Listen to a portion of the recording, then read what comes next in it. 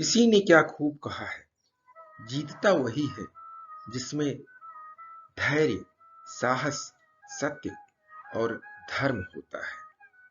नमस्कार दोस्तों, मेरा नाम प्रेम प्रकाश पांडे है। आज अपने चैनल पर एक नई बेहतरीन प्रेरणादायक कहानी लेकर के आया हूँ।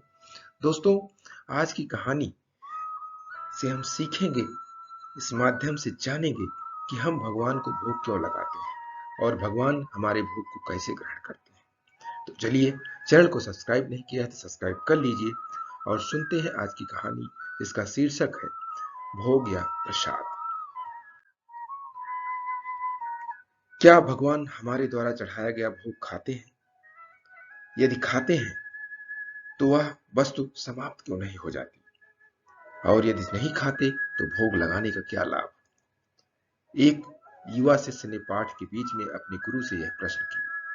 गुरु ने तत्काल कोई उत्तर नहीं दिया। वे पूर्ववत पाठ पढ़ाते रहे।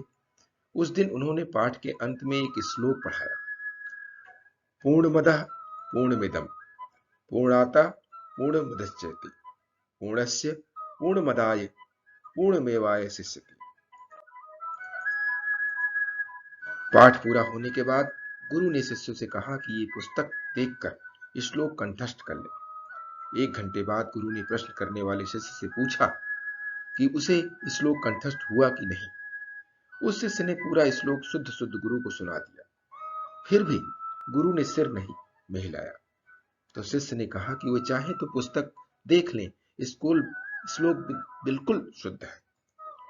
गुरु ने पुस्तक देखते हुए कहा, श्लोक तो पुस्तक में ही है, तो तुम्हारे दिमाग में कैसे चला गया? शिष्य कुछ भी नहीं उत्तर दे पाया। तब गुरु ने कहा, पुस्तक में जो श्लोक है वह स्थूल रूप में है। तुमने जब श्लोक पढ़ा तो वह सूक्ष्म रूप में तुम्हारे दिमाग में प्रवेश कर गया। उसी सूक्ष्म रूप में वह तुम्हारे मस्तिष्क में रहता है, और जब तुमने उसको पढ़कर कंठस्थ कर लिया, तब भी पुस्तक के स्थूल रूप के श्लोक में कोई कमी नहीं आई। इसी प्रकार पूरे विश्व में व्याप्त परमात्मा हमारे द्वारा चढ़ाए गए भोग या प्रसाद को सूक्ष्म रूप में ग्रहण करते हैं, और इससे स्थूल रूप के वस्तु में कोई कमी नहीं होती है। उसी को हम प्रसाद के रूप में ग्रहण करते हैं।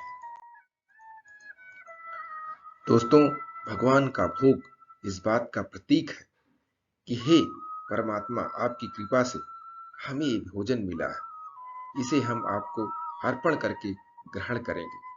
तेरा तुझको अर्पण क्या लागे मेरा। आदि शंकराचार्य जी भी कहा है कि जब हम कोई प्रसाद या भोग लेकर के अपने घर में रखे रहते हैं, तो कोई व्यक्ति पूछता है कि क्या है, तो बोलते हो लड्डू है। फिर उस पूछता है कि किसका है, तो बोलते हो मेरा है। लेकिन जब आप उसको मंदिर में ले जाकर के उस लड्डू को भोग के रूप में प्रसाद को अर्पण कर देते हैं भगवान को, फिर जब आप उसको वापस लेके लौटते हैं, तब जब कोई पूछता है तो आप कहते हो कि ये लड्डू नहीं, प्रसाद है। फिर वो पूछता है कि किसका है, तो आप बोलते हो हनुमान जी का है, शिव जी का है।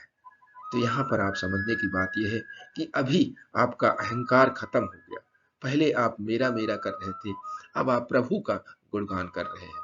तो प्रभु प्रसाद ग्रहण करने के बाद आपके अहंकार को भी ग्रहण कर लेते हैं। इसलिए हम भोग लगाते हैं, प्रसाद चढ़ाते हैं भगवान को। अपने सनातन धर्म को बनाए रखिए, उस पर तर्क वितर्क न करिए, उस पर विश्वास करते रहिए और अपने जीवन को सफल बनाते रहिए। इसके लिए प्रतिदिन सुबह 5:30 बजे एक नई कहानी, एक नई उमंग से करें दिन की शुरुआत। तब तक के लिए छोटों से मिले प्यार और बड़ों से मिले आशीर्वाद और भगवान के सहारे के साथ यही कहूंगा, काम तो सभी करते हैं, पर काम करो कुछ ऐसा कि उदाहरण बन जाए। ये छोटी सी स्टोरी आपको अच्छी लगी तो लाइक कीजिए, शेयर कीजिए अपने मित्रों में भी, और कमेंट जरूर करिए। और चैनल को अभी तक सब्सक्राइब नहीं किया है तो सब्सक्राइब कर लीजिए, और नई नई बेहतरीन प्रेरणादायक कहानियां आपको प्रत्येक सुबह मिलती रहे, इसके लिए प्रेस बेल आइकन।